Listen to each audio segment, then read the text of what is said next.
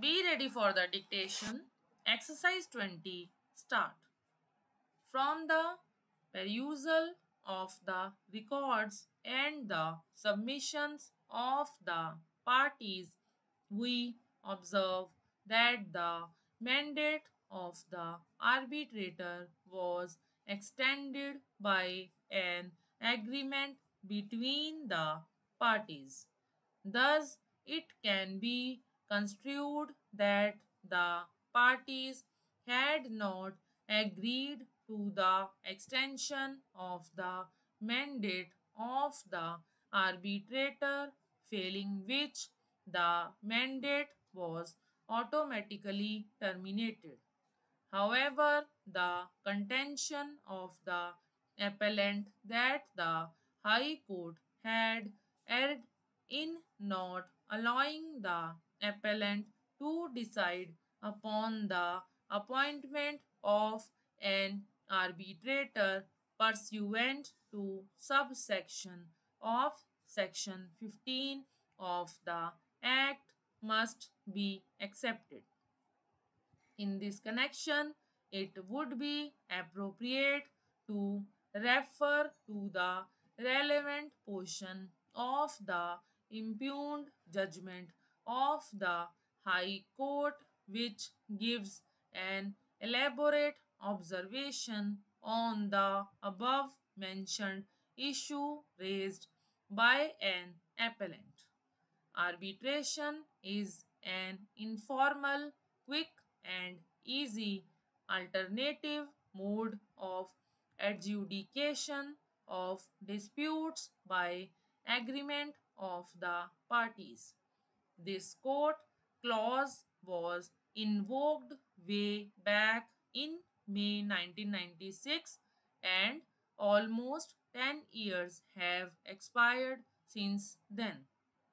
The appointment of successive arbitrator by the chairman cum managing director of the respondent has only resulted in delay.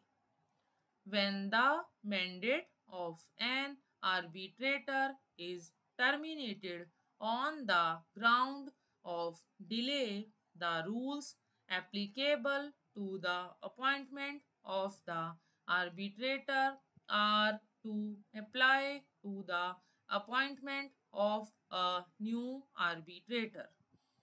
It would, however, be a mockery of justice if every time the mandate of an arbitrator was terminated or the arbitrator resigned or otherwise became unable to proceed, the parties were to start from scratch by invoking the arbitration clause.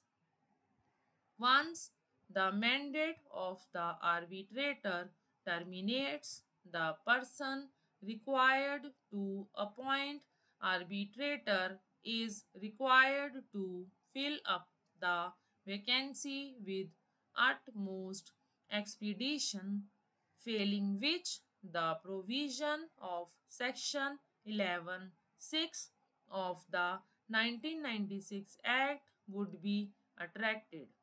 In the instant case, as per the arbitration agreement, the chairman cum managing director was required to appoint a new arbitrator in case the arbitrator became unable to continue, whatever be the reason.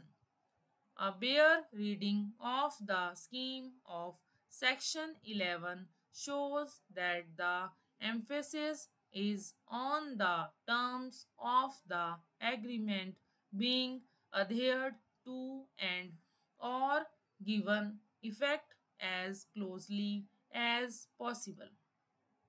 In other words, the court may ask to do what has not been done.